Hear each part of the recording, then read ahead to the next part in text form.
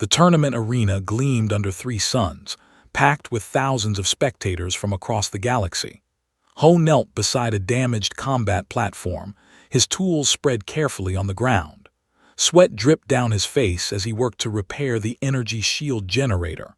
The crowd roared above him, watching warriors from a dozen different species fight for glory. He did not look up. This was his job. Someone had to fix the equipment between matches. "Move aside, human." The voice cut through the noise like ice. Ho glanced up to see Princess standing over him. She wore ceremonial armor that caught the light, making her look like she was made of stars. Her purple skin marked her as pure nobility. Behind her stood a dozen attendants and guards. "I need another minute, Your Highness," Ho said quietly. "The shield generator is almost." "I said move," Slip curled. "Or are human ears as defective as human strength?" The crowd nearby noticed the exchange. Laughter rippled through the stands. Ho felt his face grow hot, but he kept his hands steady on his tools. He finished connecting the last wire and tested the generator. Green lights flickered on. "It's ready now," he said, gathering his equipment. Princess stepped onto the platform without acknowledging him. She turned to face the crowd, raising her arms. "Behold," she called out. "Even here at the greatest tournament in the galaxy, humans serve their true purpose, maintenance and repairs." The laughter grew louder. Someone in the crowd shouted, "Earth's greatest warriors work with wrenches." More laughter followed. Smiled, enjoying the attention. "Tell me, apprentice, does your species have any skills beyond adequate plumbing? Perhaps you can fix my starship's waste disposal next." The crowd howled. Ho stood at the edge of the platform, his toolbox in hand. He could have spoken, could have defended himself. Instead, he simply bowed slightly and walked away. Dignity, his mentor Min always said, could not be taken from you, only given away. He made his way through the corridors beneath the arena, the sounds of combat and cheering fatting behind him. In a quiet maintenance bay, he found Min checking inventory on a data pad. The older man looked up. "I heard what happened." "News travels fast," Ho muttered. "It always does when royalty decides to humiliate someone." Min set down his pad. "You handled it well." "I didn't handle anything, I just left." "Exactly." Min's face showed approval. "You didn't give her what she wanted. She wanted you to argue, to get angry, to prove her point about humans being emotional and inferior. You gave her nothing." Ho started cleaning his tools. "Does it ever bother you, the way they look at us?" "Every day," Min admitted. "But I fought in the frontier wars, kid. I saw human colony ships held together with spit and determination outlast dreadnoughts. I watched human engineers solve problems in minutes that stumped alien geniuses for weeks. We're not weak, we're just different." "Different doesn't win tournaments." "No," Min agreed, "but tournaments aren't everything." That night Ho lay in his small quarters, staring at the ceiling. He could still hear the laughter, could still see his perfect smile as she mocked him in front of thousands. Sleep felt impossible. Then the alarms began. Red lights flooded the corridors. Ho jumped from his bed, pulling on his uniform. He rushed outside to find students and faculty running in every direction, all heading toward the observation decks. "What's happening?" he asked a passing instructor. "Ships," the instructor gasped. "Massive ships just appeared in orbit." Ho followed the crowd to the main observation deck. Through the enormous windows he saw them. 5 vessels hung in space above the academy, each one larger than any ship he had ever seen. They were black as void, covered in armor that seemed to drink in light. No running lights, no identification markers, just silent, massive presence. "What are they?" someone whispered. An old professor nearby answered, her voice shaking. "The apex hunters. By the old gods, they've returned." Murmurs spread through the crowd. Ho had heard the stories. Every child in the galaxy knew the legends. The apex hunters were the greatest warriors from the most dangerous predator species. They appeared once every century or so, selecting champions for mysterious purposes. No one knew where they came from or where they went. They simply arrived, chose their warriors, and vanished. The last time they had come was 127 years ago, before Ho's grandparents were born. A beam of light shot from the central ship, creating a holographic projection above the academy. The image showed a massive reptilian creature, easily 3 times the size of a human. Its scales were dark green, and its eyes glowed amber. When it spoke, the words seemed to vibrate through the deck itself. "I am first hunter of the apex. We seek warriors worthy of joining us on an expedition into the void reach. All who wish to prove themselves may enter the trials. Selection begins at dawn." The projection vanished. The deck erupted into chaos. Students shouted over each other, making plans, boasting about their chances. Faculty members tried to restore order. Ho stood quietly, watching the ships through the window. The void reach. He knew that name too. It was a region of space where entire fleets had vanished without trace, a place of legends and nightmares. "You're not actually thinking of entering, are you?" He turned to find Princess standing nearby, still in her tournament armor. She had approached without him noticing. "I might," Ho said simply. Laughed, not the cruel public laugh from earlier, but something almost pitying. "You, an apprentice engineer. The apex hunters seek the greatest warriors in the galaxy. They want strength, speed, combat mastery. What could you possibly offer them?" Ho met her eyes. "I guess we'll find out." His expression hardened. "Don't embarrass yourself, or worse, embarrass humanity. Your species has little enough respect as it is. When I am selected and you are sent home in shame, remember that I warned you." She walked away, her guards following. Ho turned back to the window. Above, the apex hunter ships hung in space like sleeping dragons. Somewhere on one of those vessels prepared the trials that would test thousands of candidates. Ho thought about the laughter in the arena, about smile, about every time someone had treated him like he was less than equal simply because he was human. Maybe she was right. Maybe he had no chance. But he had spent his whole life being told what humans could not do. He was tired of listening. Dawn would come in 6 hours. He had work to do. The first trial began at sunrise. 10,000 candidates stood in formation on the Academy's largest field. Ho counted 47 humans among them, including himself. The rest came from hundreds of different species. Made up the largest group, their purple skin standing out in the crowd. Princess stood at the front of the section, her armor polished to perfection. She had not looked at Ho once since they assembled. Descended from his ship on a platform of light. Up close, he was even more terrifying. His claws could tear through steel. His teeth were like daggers, but his eyes held intelligence that made Ho shiver. This was not just a predator. This was something ancient and aware. "The trials test survival," announced. His voice needed no amplification.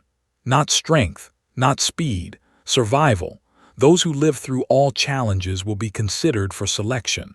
Those who fail will return to their lives. Those who die will be honored. A chill ran through the crowd. These were trials, not war. "The first test begins now." The ground beneath them vanished. Ho fell through darkness, his stomach lurching. Wind roared past his ears. He could hear screaming around him but could see nothing. His mind raced. This was a test. There had to be a solution. He spread his arms and legs, trying to slow his fall like a skydiver. The technique worked slightly. He was still falling but more controlled. "Think," he told himself. "What kills you in a fall? The sudden stop. So either there's no ground or there's a way to slow down more." Light appeared below, not ground but a massive pool of liquid, water. Ho had seconds to decide. He angled his body feet first, pressing his arms to his sides. He hit the liquid hard, the impact knocking the air from his lungs. But it was water or something like it. He could swim. He kicked toward the surface, broke through, and gasped for air. Around him, other candidates surfaced. Some were injured from poor entry. Some did not surface at all. He saw a warrior floating face down, neck bent at a wrong angle. "Swim to the platforms," someone shouted. Ho spotted metal platforms scattered across the water. He swam to the nearest one and pulled himself up. His clothes hung heavy with water. Other candidates were climbing up on other platforms. He counted roughly 3,000 survivors. 7,000 had failed the first test in under a minute. "Speed kills," his voice boomed across the water. "Those who fell fastest died. Those who thought survived. Next trial in 1 hour." The trials continued for days. Each one tested different aspects of survival. In one trial, candidates had to escape a room filling with toxic gas. Ho noticed the ventilation system and realized the gas was heavier than air. He climbed to the highest point and pressed himself against the ceiling while others choked below. In another trial, they faced illusions of their worst fears. Many candidates broke psychologically, attacking empty air or running in circles. Ho recognized the signs of neural manipulation. He sat down, closed his eyes, and waited for the effect to end. Fear could not hurt you if you did not react to it. Princess excelled at the physical trials. Her strength and speed put her ahead of most candidates. Ho watched her leap across a gap that killed dozens of others. She made it look easy. But then came the maze trial. The candidates entered a massive structure that seemed to shift and change. Walls moved when you were not looking. Corridors led back to where they started. Ho walked carefully, studying the patterns. After an hour, he understood. The maze was not rearranging in space. It was shifting in time. The same corridor existed in multiple moments, and stepping through the wrong doorway put you minutes or hours in the past. He began marking the walls with small scratches from his tools. When he found a mark he had not yet made, he knew that doorway led forward in time. By following these markers, he found the exit. As he emerged, he saw other candidates stuck in loops, walking the same corridors over and over. One of them was Princess. She stood at an intersection, fury on her face. She had tried forcing her way through, using strength to break walls, but the walls simply reformed. Her approach was not working. "Your Highness," Ho called. "The maze is temporal, not spatial. You need to follow the time stream forward." His head snapped toward him. For a moment, pride fought with desperation on her face. "I don't need help from a human." "Suit yourself." Ho started to walk away. "Wait," the word came out like it hurt her. "How do you know it's temporal?" Ho explained quickly about the repeating patterns and the markers. He could see understanding dawn in her eyes, but she said nothing else. No thanks. No acknowledgement. She simply turned and began following his method. Ho left her there. He had offered help. What she did with it was her choice. By the end of the second week, only 200 candidates remained. Ho stood among them, exhausted but alive. Princess was there too. So were Wu and Bora, the other humans who had made it this far. Wu was a combat specialist from Earth's military, tough and cynical. Bora was smart and kind. "Never thought I'd make it this far," Wu admitted as they waited for the final announcement. "I figured they'd want the big species, the strong ones." "Strength is not everything," Bora said. She was watching the apex hunters move among the candidates. "Look at how they observe us. They're not measuring muscles, they're measuring something else." Ho noticed it too. The apex hunters paid attention to how candidates solved problems, how they helped or hindered each other, how they reacted to the impossible. Stepped forward, 200 survived, 10 will be chosen, the selection will now begin. One by one, the apex hunters walked among the candidates. Each hunter seemed to use different criteria. One chose a massive crystalline being that had shown incredible patience. Another chose a small flying creature that had demonstrated perfect spatial awareness. 3 humans were chosen before made his selection. Wu, Bora, a pilot named Dongmin. Each time, murmurs spread through the crowd. Humans were being selected at a rate far beyond their population percentage. Then began his walk through the remaining candidates. The crowd fell silent. This was the first hunter. His choice carried the most weight. He walked past the strongest warriors, past candidates who had won the most trials. He stopped in front of Princess. She lifted her chin, ready to accept the honor. She had prepared a speech. Looked at her for a long moment. "You are skilled," he said, "but skill is not enough." He walked past her. The shock on his face was absolute. Whispers exploded through the crowd. The first hunter had rejected the princess of the empire. He stopped in front of Ho. "You," said, his amber eyes studied Ho like a puzzle. "The one who builds and repairs, the one who sees patterns that others miss, the one who helps even when mocked. You will come with us." Ho could not breathe, could not think. He managed to nod. Behind him he heard a sound like a wounded animal. Princess stood frozen, her face cycling through disbelief, rage, and humiliation. "No," she said. "No, this is wrong. I won more trials than him. I'm stronger, faster, better trained. How can you choose a human engineer over me?" Turn to face her. Because strength breaks when faced with the unknown. Adaptability endures. Your power made you confident. His limitations made him creative. In the void reach, only the adaptable survive. Guards had to support her as her legs gave out. The mighty princess, who had mocked Ho in the arena, who had laughed at humanity, could not accept what was happening. Ho felt no joy in her pain, only a quiet sense of validation. He had not entered these trials to prove anything to her. He had entered to prove something to himself.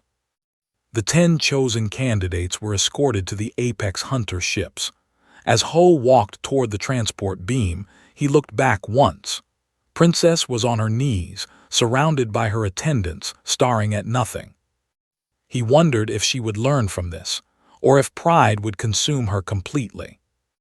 The Apex Hunter flagship was like nothing Ho had ever seen. The corridors were massive, built for species much larger than humans. Strange symbols covered the walls, glowing with soft light. The air tasted different, processed by technology thousands of years more advanced than anything from Earth. The 10 chosen candidates gathered in a central chamber. Besides the 4 humans, there was a crystalline being named, a 6-limbed hunter from a species Ho did not recognize, and 4 others equally strange. They stood in awkward silence, studying each other. Entered with 3 other apex hunters. "You wonder why you were chosen," he said without greeting. "The answer is simple. You will enter a place where all your advantages mean nothing, where strength, speed, and technology fail. Only adaptability and will survive the void reach." A holographic display activated, showing a region of space that looked wrong. Stars bent around it, space itself seemed twisted. "The void reach is not simply dangerous territory," continued. "It is a place where reality operates by different rules. Ships enter and never return. Probes send back impossible data. We have studied it for centuries. Now we must enter it." "Why?" Wu asked. The military woman never held back questions. "Because something is waking inside. Something that existed before most of our species crawled from our. If we do not understand it, it may destroy everything." Eyes glowed brighter. "You 10 were chosen because you survived when you should have died, because you adapted when others broke. We need that quality where we are going." The ship began moving. Ho felt the subtle shift as they entered faster than light travel. He thought about Earth, about his family, about men. Would he ever see them again? "What's happening on?" Bora asked quietly. She had been monitoring communication channels on her personal device. Ho looked over. The screen showed news feeds. Princess's rejection had become the biggest story in the galaxy. Some outlets celebrated her humiliation. Others defended her, claiming the trials were rigged. A few noted the unprecedented number of humans selected. Then a new alert flashed. "Emergency broadcast," Bora read. Princess has departed Prime with a royal warship and elite guard. Destination unknown. The royal family has issued no comment. Ho felt cold understanding wash over him. She's following us. What? Wu leaned over to read the screen. That's insane, even for a royal brat with hurt feelings. But Ho knew he was right. Could not accept being rejected. Could not accept that a human had been chosen over her. She would try to reach the void reach first, try to prove herself superior. He found in the command center. The princess is following us. She's going to try to enter the void reach. The ancient hunter did not seem surprised. Pride makes fools of even the wise. We cannot stop her. She commands a royal vessel. We have no authority over military movements. But she'll die. You rejected her for a reason. Yes, because she would die. His tone held something like sadness. Some lessons can only be learned through loss. Perhaps she will turn back, perhaps not. Either way, we have our mission. 3 days later, they reached the boundary of the void reach. Ho stood at an observation window, watching normal space end. Beyond a certain point, everything became strange. Stars appeared in wrong places. Space looked purple instead of black. Distance and size seemed meaningless. We're crossing the threshold, one of the apex hunters announced. The ship shuddered. Ho's stomach twisted. For a moment he could see himself from outside his body. Then the sensation passed, leaving him dizzy. Everyone experiences displacement differently, explained. Your mind struggles to process what your eyes see. It will pass. But it did not pass. The deeper they went, the worse it got. Corridors seemed to stretch and shrink. Ho would walk toward a door only to find himself farther away than when he started. Time felt wrong too. Minutes dragged like hours, then suddenly hours vanished in what felt like seconds. Some of the chosen candidates began to panic. The six-limbed hunter curled into a ball, whimpering. The crystalline being started crackling with energy, unable to control its fear response. Ho forced himself to think like an engineer. These were not supernatural effects. They were physical phenomena, just ones that operated by rules he did not yet understand. The ship systems were compensating, keeping them alive. He needed to trust that and stay calm. Bora came to the same conclusion. She started taking measurements, recording everything. It's like the maze trial, she said to Ho. Reality is layered here, multiple versions of space existing at once. Can we navigate it? The apex hunters seem to be managing. Their technology is incredibly advanced.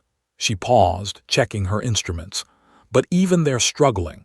I don't think anyone truly understands this place. An alarm shrieked through the ship. Ho ran to the command center where stood before a display. The screen showed multiple signals, all broadcasting identification codes. The princess said. She entered the void reach with 12 ships. They scattered immediately. Now they're lost. Can we help them? Ho asked. We can try, but it will risk our mission, risk all our lives. Wu shook her head. She made her choice. She was warned. Why should we die for her ego? Because if we don't, she definitely dies, Ho said. And so does everyone on those ships. Hundreds of people who followed their princess's orders. Studied him, you would save the one who mocked you. I would save anyone I could save. That's what humans do. We survive. And we don't leave people behind if we can help it. The other apex hunters consulted among themselves in their grinding language. Finally, turned back. We will attempt a rescue, but only with volunteers. This will be extraordinarily dangerous. All 4 humans volunteered immediately. So did, and one of the other candidates. The rest were too affected by the void's effects to function properly. They took a smaller ship, designed for quick movement through the twisted space. Ho sat in the back with Bora and Wu, watching instruments that made no sense. The void reach pressed against the ship like a living thing. Signal ahead, the pilot announced. It's the royal flagship, heavily damaged. As they approached, Ho could see the massive warship tumbling slowly through space. Part of its hull was simply gone, as if reality had decided that section should not exist. Bodies floated in the void around it, crew members who had not survived the displacement. Life signs asked. Weak, maybe 30 survivors out of a crew of 200. They matched velocity with the crippled ship and extended a docking tunnel, led the boarding team, with Ho and the others following. Inside the flagship, it was worse than outside. Some corridors existed in multiple states at once, solid and transparent simultaneously. Gravity worked sideways in some sections. They found survivors clustered in the central command deck, the most shielded part of the ship. Most were injured. Some were clearly insane from exposure to the void's effects, mumbling about things they had seen.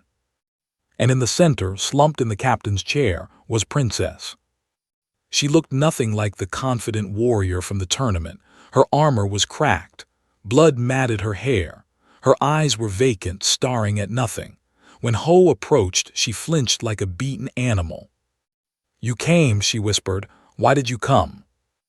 "Because you needed help," Ho said simply. Tears ran down her face. "I was so sure, so certain I was better, that humans were less. I led all these people here to prove something that did not need proving, and now they're dead, because of my pride." Wu was already organizing the survivors for evacuation. Bora helped the injured. Ho knelt beside. "Can you walk?" "Does it matter? We're all going to die here anyway." Her voice was flat, hopeless. "Not if I can help it." Ho offered his hand. "Your Highness, I need you to trust me. Can you do that?" Looked at his hand like it was a foreign object. Then slowly she reached out and took it. He pulled her to her feet. She swayed, barely able to stand, but she was standing. "The ship is breaking apart," announced. "We have minutes at most." They carried the wounded and guided the walking survivors back to the rescue ship, stumbled along with Ho supporting her. As they crossed through a particularly twisted section of corridor, reality shuddered. Ho saw multiple versions of himself walking in different directions. "Don't look," he told, "just follow my voice." She did. Step by step they made it through. The rescue ship barely cleared the flagship before it imploded, folding in on itself until it simply ceased to exist. 30 survivors out of 12 ships. 30 lives saved by a human engineer who had every reason to let them die. Sat in the corner, staring at her hands. Ho sat down beside her. "Thank you," she said quietly. "I know I don't deserve it." "Probably not," Ho agreed. "But that's not how humans think. We don't help people because they deserve it. We help because it's right." The rescue changed everything. Word spread through the Apex Hunter flagship that humans had volunteered to save the princess who had mocked them. The other chosen candidates looked at Ho differently now, with respect, even seemed impressed, though the ancient hunter was hard to read. But saving created a new problem. She was aboard a ship headed deeper into the void reach, and the rescue had used precious time and resources. Called a meeting in the command center. "We cannot turn back to return the survivors," he announced. "The void does not permit easy navigation. Forward is our only option now. The princess and her people will remain with us." Stood with the other survivors, wrapped in a thermal blanket. She looked small and broken, nothing like the proud warrior from the tournament. "I understand," she said quietly. "This is my fault. I will not cause further problems." Over the following days, Ho watched carefully. She helped with basic tasks, never complaining. She treated the human crew members with respect, even asking their advice. It was like watching someone rebuild themselves from nothing. One evening, Ho found her in the observation room, staring out at the twisted space of the void reach. He sat down nearby, saying nothing. "I used to think I understood strength," said eventually. "My whole life people told me I was special, stronger, faster, smarter than others, better because I was royalty. I believed it all." "You are strong," Ho said. "The trials proved that." Physical strength, but what good is it here? She gestured at the impossible space outside. My strength could not navigate the maze, could not survive the impossible, could not save my people when they needed me. She turned to look at him. You saved them, you, the apprentice I mocked, the human I called inferior. I had helped Wu Bura all of them. You made it possible, your decision to help, your ability to function where others panicked. His voice cracked. I killed 200 people because I could not accept that someone might be better than me in ways I did not understand. Ho did not know what to say. He settled for honesty. The void killed them, not you, but yes, pride brought them here. How do you do it? She asked. How do you stay humble when you have every right to gloat? You were chosen over me. You saved my life. You proved everything I said about humans was wrong, yet you show no triumph. Ho thought about it. Because being right is not the point, surviving is, helping others survive is. My people learned that lesson on Earth. Our planet tried to kill us every day. Diseases, disasters, predators, weather, we survived by working together, by adapting, by helping each other even when we did not like each other. Is a paradise world, said softly. Perfect climate, few predators, abundant resources. We never had to struggle like you describe. Maybe that is why we became arrogant. We never learned that the universe does not care about our pride. An alarm interrupted them. His voice echoed through the ship. All personnel to stations. We are approaching the void core. Ho and rushed to the command center. They saw it. At the heart of the void reach, reality did not just bend. It broke. Space folded into impossible geometries. Colors existed that had no names. The laws of physics seemed to be suggestions rather than rules. What is that? Bora breathed. The source said, the reason the void reach exists, and we believe it is alive. As they watched, shapes moved in the broken space. Not ships, not creatures, something else. They existed in multiple dimensions at once, their forms shifting between states. Ho's eyes hurt trying to focus on them. Dimensional entities, he realized. They exist outside normal space-time. Yes, confirmed. We have encountered them before, ago. They tested our species, judged us. Some species passed, some failed. Those who failed had their entire civilizations erased from existence. Horror spread through the command center. Why did you not tell us this before? Wu demanded. Would you have come if we had? Fair point, Ho thought grimly. One of the entities drifted closer to the ship. Ho felt pressure in his mind, like something enormous trying to fit through a small door. Then words formed, not spoken but understood. Small things, testing time again, show worth or cease. The pressure released. Ho gasped, realizing he had been holding his breath. Around him, others recovered from the same experience.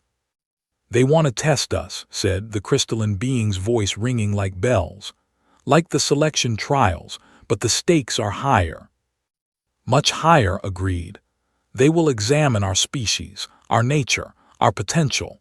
If we fail humanity, all of us may be deemed unworthy to continue existing. The ship shuddered, reality twisted. When Ho's vision cleared, he found himself somewhere else, not on the ship. He stood in a space that looked like a room but also like a star field, alone. Do not be afraid, a voice said. The dimensional entity manifested before him, taking a form his mind could almost process. It looked like a person made of light and shadow, constantly shifting. What do you want? Ho asked. To understand. Your species is young, weak by many measures, yet you endure, survive, adapt. This interests us. Tell me, small human, why should you exist? The question was enormous. Ho felt the weight of it. This entity could erase Earth with a thought, could make humanity never have existed. His answer mattered more than anything he had ever said. We should exist because we try, he said finally. Not because we are strong or perfect. Because we keep trying even when everything says we should quit. We are not the fastest or most powerful, but we do not give up. We help each other. We adapt. We learn. We deserve to exist because we work for it every single day. The entity tilted its head. Others have said similar things. Pride speaks through them. But you, I sense truth. You have been deemed inferior by others, yes. Many times. And yet here you stand, chosen by ancient warriors, trusted with important mission. This tells us much. The entity began to fade. Your test is complete. You pass. Ho found himself back on the ship. Others were appearing too, looking shaken. Bora, Wu, the other chosen candidates, and the princess looked transformed. Something had changed in her during her test. She met Ho's eyes and gave a small nod of understanding. Appeared last the ancient hunter, looking exhausted. The entities have made their judgment, he said. Most species passed, including humanity, including. Relief flooded through the crew. What happens now? Ho asked. Now the entities make an offer. They seek guardians, species who will watch over this region of space, ensure no one disturbs them. They offer to share knowledge, technology, protection, in exchange for this service. Who are they choosing?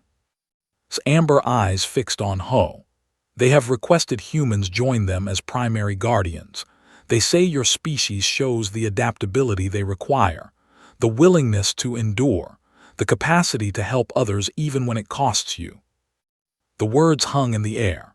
Humanity, mocked across the galaxy as weak and inferior, chosen to guard the most important location in known space. This will change everything, Bora whispered. Yes, agreed. The galaxy will have to accept that humans are not inferior, that weakness can be strength, that surviving matters more than dominating. He looked at.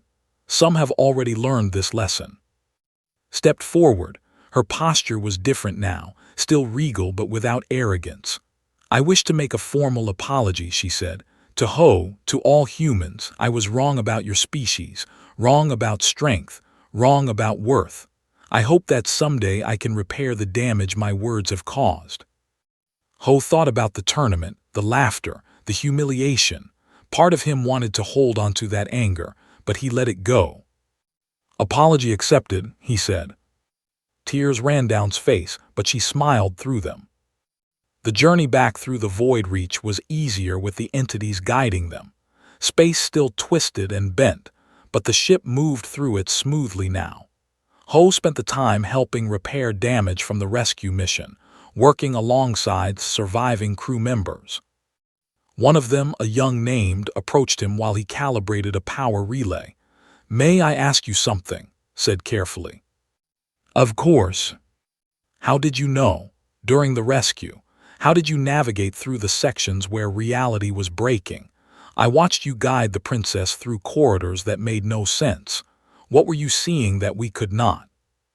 Ho set down his tools. I grew up on a colony ship. Before we found our settlement world, we lived in cramped spaces where every system could fail at any moment. You learn to read patterns, to trust your instruments even when your eyes tell you something else. The void was like that. Impossible to understand but still following rules. I just had to figure out what the rules were. The princess says humans are survivors. That Earth taught you things paradise worlds cannot. Looked troubled. I am beginning to think she is right. We have been too comfortable for too long. Comfort is not bad, Ho said, but maybe it should not make you think less of those who had to struggle. Nodded slowly. I will remember that. 3 days later they exited the void reach. Normal space had never looked so beautiful to Ho. Stars in their proper places. Distance making sense again. Time flowing correctly. The Apex Hunter fleet was waiting for them, along with dozens of other ships. News had spread. The galaxy knew that something important had happened in the void reach. Called everyone to the command center for a final meeting.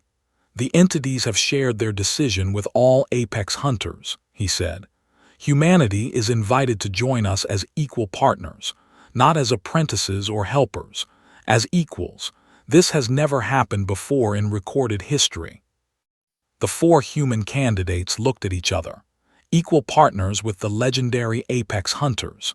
the greatest warriors in the galaxy. There is more, continued. Ho, the entities specifically requested you. They want you as the first human representative among the Apex Council. You would help make decisions about guardian duties, about which species to test, about the future of galactic security. Ho felt like the floor had disappeared. Him, a representative. I am just an engineer, he said weakly. You are the engineer who solved what warriors could not, replied. The human who helped his enemy. The survivor who adapted when reality itself tried to kill him. You are exactly what we need. What about the others? Wu Bora Dongmin. They will be offered positions as well. Field operatives, teachers, scientists. The Apex Hunters need all types of strength, and we finally understand that. Eyes gleamed. Will you accept? Ho thought about Earth, about men, about every human who had been told they were inferior. This was bigger than him. This would change how the galaxy saw his entire species. I accept, he said. The command center erupted in approval. Wu grabbed him in a fierce hug. Bora was crying with joy, even flickered with happy colors. Princess stood apart from the celebration, watching quietly. When Ho caught her eye, she bowed deeply. A formal bow of profound respect, the kind royalty reserved for great leaders. You honor my people, she said when she straightened, and you shame me in the best way possible. I will return to and tell everyone what really happened, the truth about human strength. Will they listen? Ho asked. Some will, some will not, but I am the crown princess. Eventually my word carries weight. I will make them understand even if it takes years. She smiled, and it was genuine. Perhaps someday Inhumans can be true allies instead of reluctant neighbors. I would like that, Ho said. The fleet returned to Prime. The academy had been preparing for their arrival. Thousands of students and faculty gathered to witness the homecoming. News feeds from across the galaxy carried the broadcast. The 10 chosen candidates walked down from the ships, but all attention focused on the humans. 4 of them, 4 out of 10, the highest ratio any species had ever achieved. Then descended, and silence fell over the crowd. The ancient hunter stood before the gathered masses. When he spoke, his voice carried across the entire academy. The trials are complete. The journey to the void reach is finished. The entities that guard reality itself have made their judgment. They find humanity worthy. They invite humans to join the Apex Hunters as equal guardians of the galaxy. Shocked whispers spread through the crowd. Cameras focused on Ho. This apprentice engineer, mocked in this very arena weeks ago, now stood as representative of his entire species. But there is more to tell, continued. Princess stepped forward. Walked to stand beside the ancient hunter. She looked different from the arrogant warrior who had competed here. Humbler, wiser, changed by her experiences. Tell them, said gently. Faced the crowd, her voice amplified across the academy. I owe humanity an apology, she began. In this place I publicly humiliated Ho, calling humans inferior, saying they were only good for maintenance work. I was wrong. Completely, utterly wrong. The crowd was dead silent now. A princess admitting fault in public was almost unheard of. In the void reach, my pride nearly killed me and everyone who followed me, continued. I refused to accept that I was not chosen, that a human had been picked over me. I led 12 ships into danger and only 30 people survived. 200 died because of my arrogance. Her voice cracked but held. Ho and the other humans could have left us to die. They had every reason to. Instead, they risked their lives to save us. They navigated impossible space, faced reality-breaking phenomena, and pulled us from the edge of destruction. Not because we deserved it, but because it was right. She turned to look directly at Ho. I learned that strength has many forms. Physical power is one. But adaptability, compassion, persistence, creativity, these are strengths too. Humans possess all of these in abundance. We have much to learn from them. I have much to learn from them. Knelt before Ho, a princess kneeling before an apprentice engineer. The symbolism would echo across the galaxy for generations.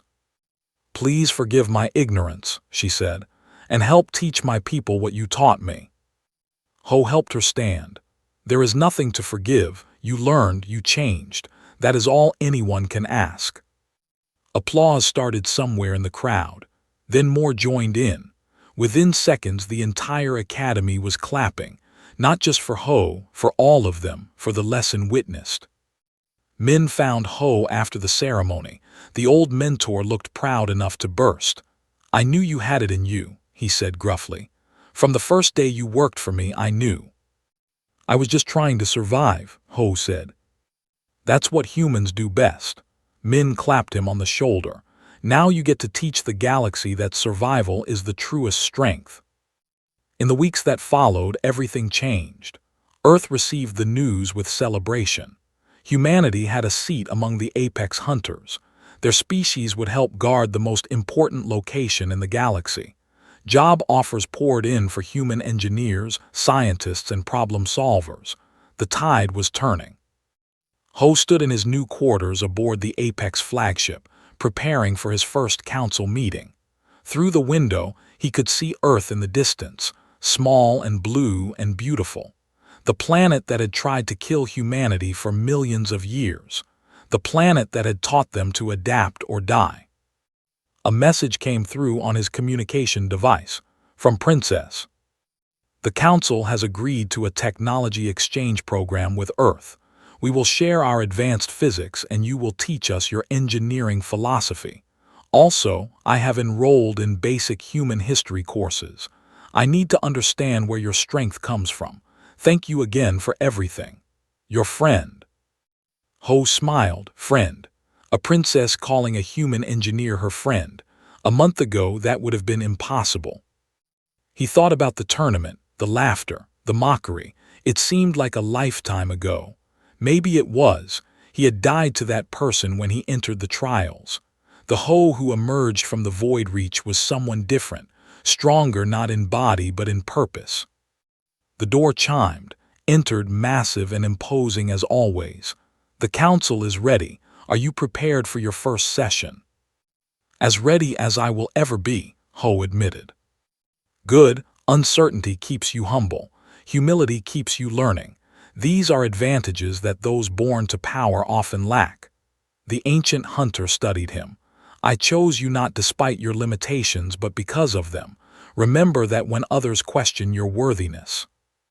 They walked together toward the council chamber. Behind them, Earth continued its orbit, home to billions of humans who would sleep easier tonight knowing one of their own stood among the galaxy's greatest defenders. Ho had started as an apprentice engineer, mocked and dismissed. He would end as something else entirely, a guardian, a bridge between species, a symbol that strength wore many faces. And maybe, just maybe, the galaxy was finally ready to understand what humanity had always known. Survival was not about being the strongest. It was about being the last one standing when everything else had fallen.